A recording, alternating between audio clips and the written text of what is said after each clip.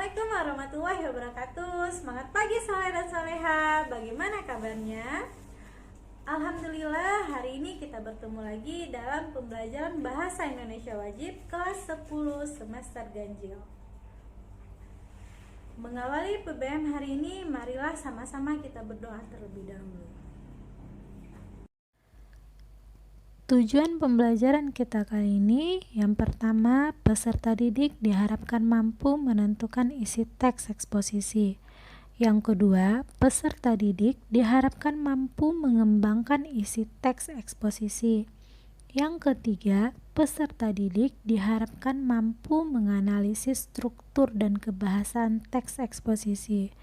Yang keempat, peserta didik mampu menyusun teks eksposisi dengan memperhatikan isi, struktur, dan kebahasaan dengan benar.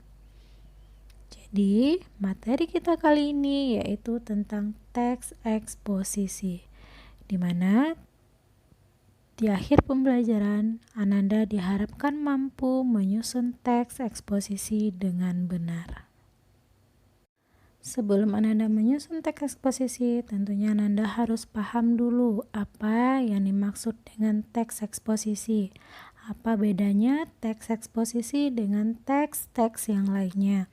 Misalnya teks argumentasi, teks narasi, teks deskripsi, apa bedanya dengan teks eksposisi? Jadi kita akan membahas yang pertama, pengertian teks eksposisi. Yang kedua, ciri-ciri teks eksposisi. Yang ketiga, struktur teks eksposisi. Yang keempat, ciri kebahasaan dari teks eksposisi.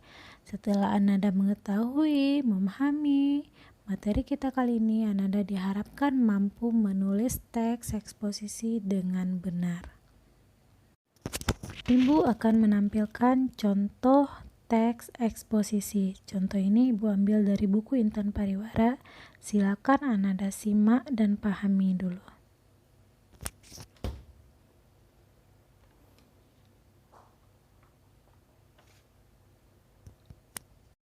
Bagaimana? Sudah selesai membacanya? Dari contoh tersebut, kira-kira menurut Ananda apa itu teks eksposisi? Ya benar, teks eksposisi itu berisikan informasi. Di mana biasanya Ananda bisa membaca teks eksposisi? Contohnya di surat kabar, misalnya koran, media massa. Jadi teks-teks yang berisikan informasi secara padat, jelas, itu merupakan teks eksposisi. Jadi mempelajari teks eksposisi ini sangat banyak manfaatnya, terutama dalam kehidupan sehari-hari. Jadi bagaimana? Semangat untuk belajar? Semangat ya nak? Kita masuk pada materi yang pertama, yaitu pengertian teks eksposisi. Kata eksposisi berasal dari bahasa Latin, yaitu exposition, yang berarti memberitahukan, memaparkan, menjelaskan, atau menguraikan. Di dalam Kamus Besar Bahasa Indonesia, eksposisi berarti uraian atau paparan yang bertujuan menjelaskan maksud dan tujuan dalam karangan. Jadi, teks eksposisi merupakan teks yang berisi paparan yang bertujuan memberitahu atau menerangkan sesuatu.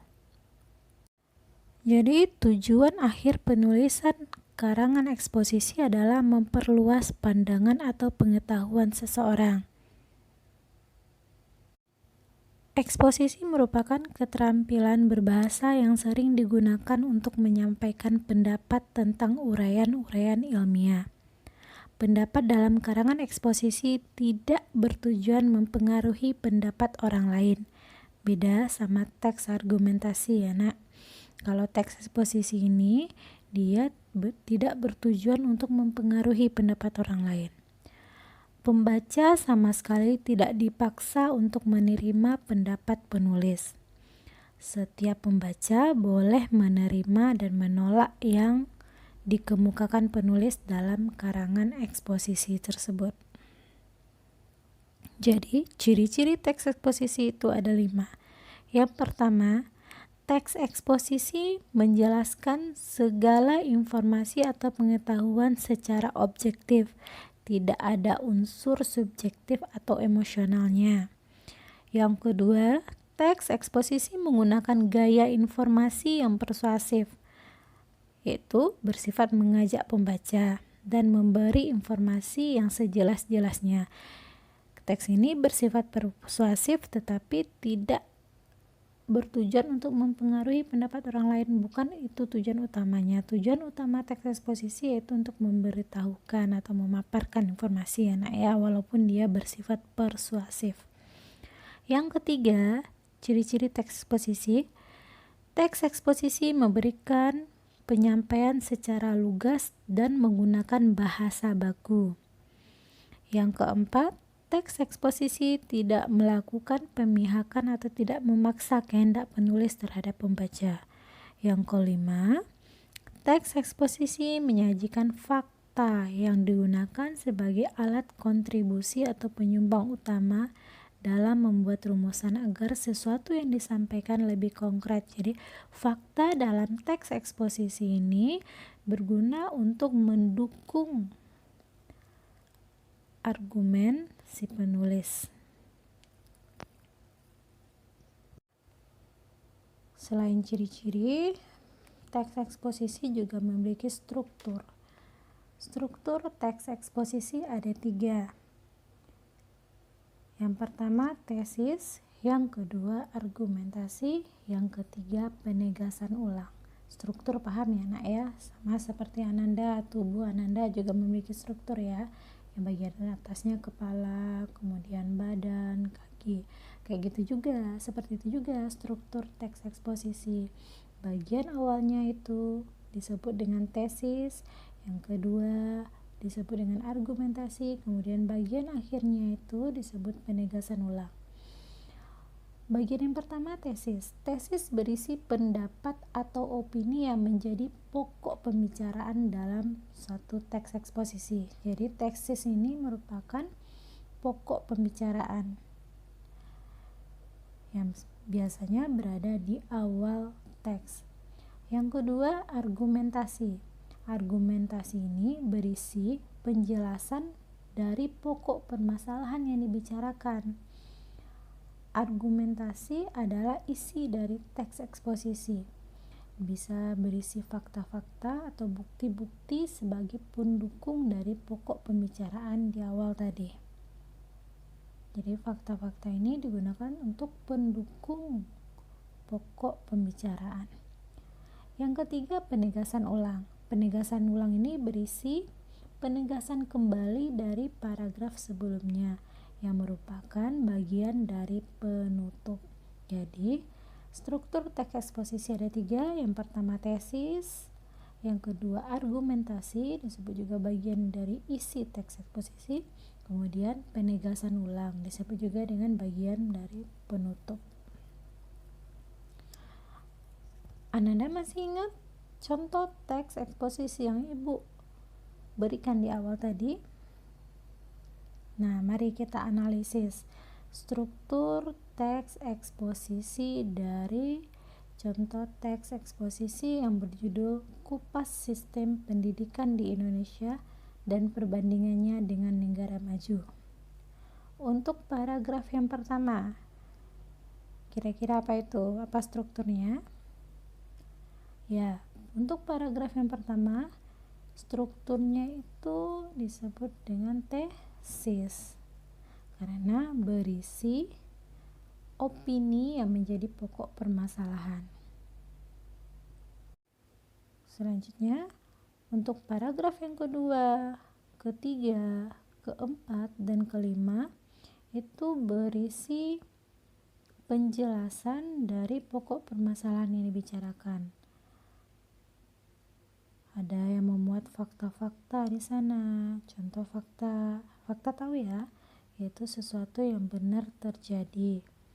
Contoh kalimat faktanya di dalam teks eksposisi itu. Anda perhatikan pada paragraf yang keempat.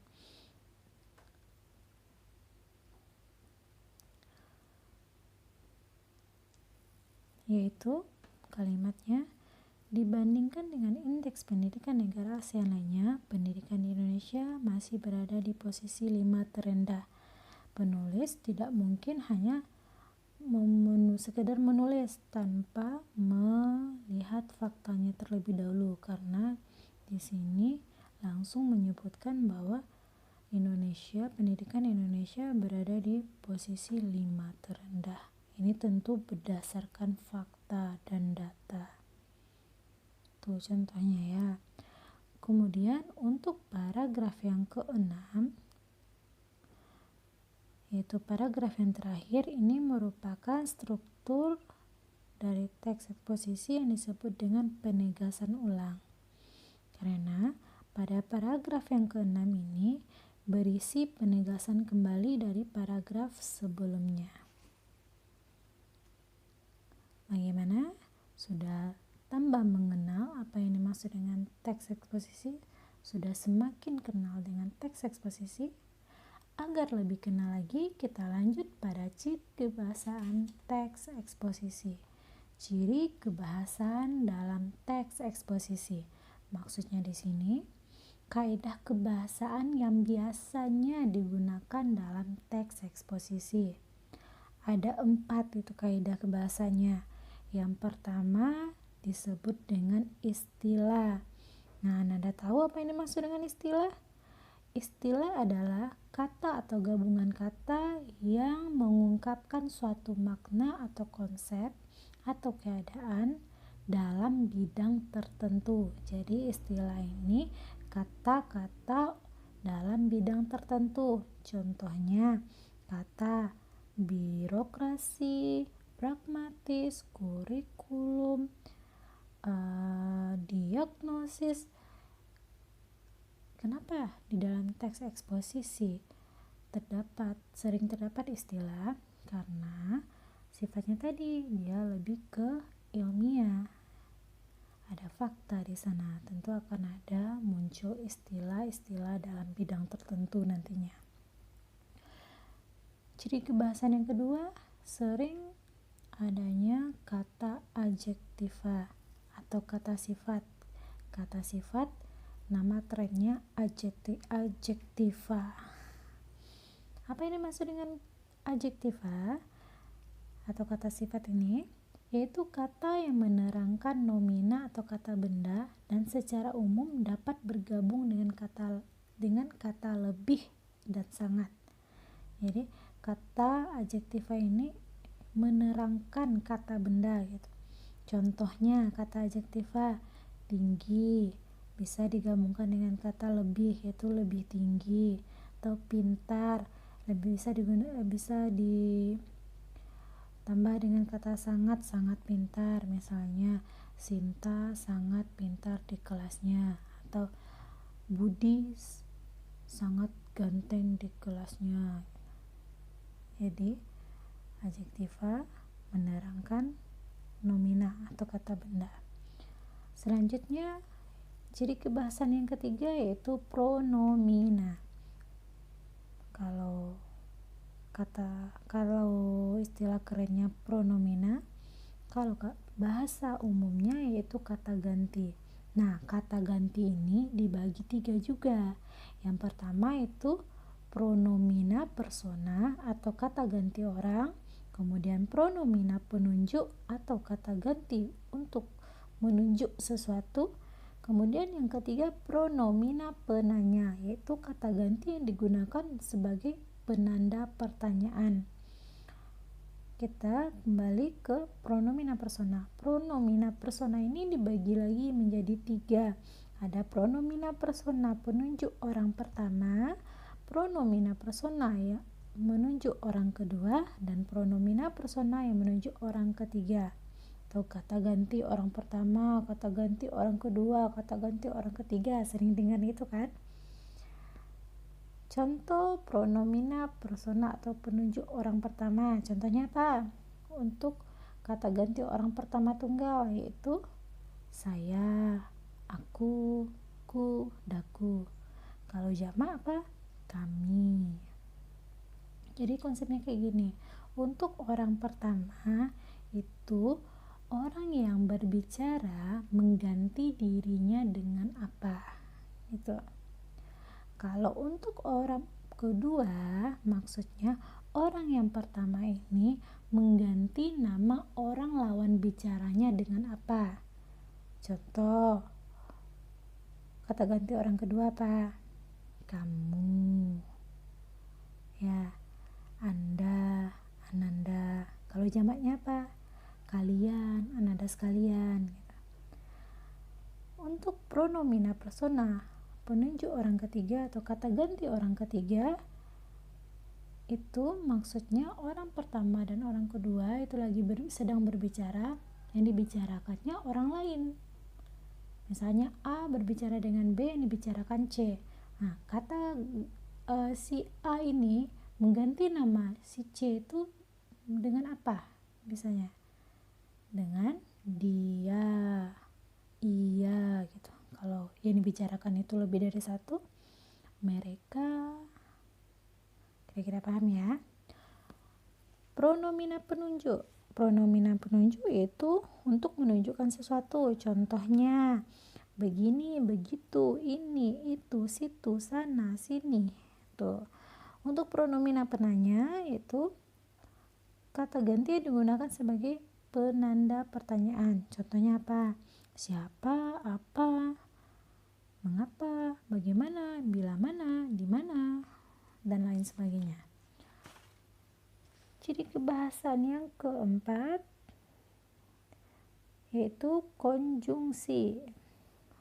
Bahasa umumnya yaitu kata hubung. Contoh kata hubung apa?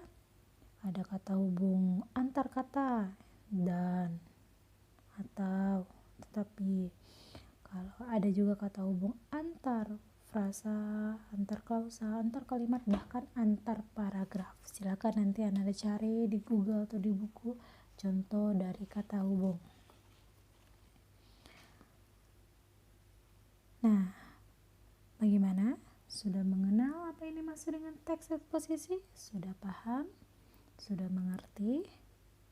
Berarti siap ya untuk bisa menulis teks eksposisi nantinya. Nah, demikian pembelajaran kita hari ini, Nak. Semoga bermanfaat dan bernilai ibadah. Ingat, sekarang masih masa pandemik. Jangan keluar rumah dulu. Jika terpaksa, maka boleh keluar rumah dengan syarat ingat 3M. Memakai masker, kemudian menjaga jarak, dan membawa hand sanitizer atau sering-sering mencuci tangan. Ibu tutup pembelajaran kali ini dengan wabillahi taufik wal hidayah. Assalamualaikum warahmatullahi wabarakatuh.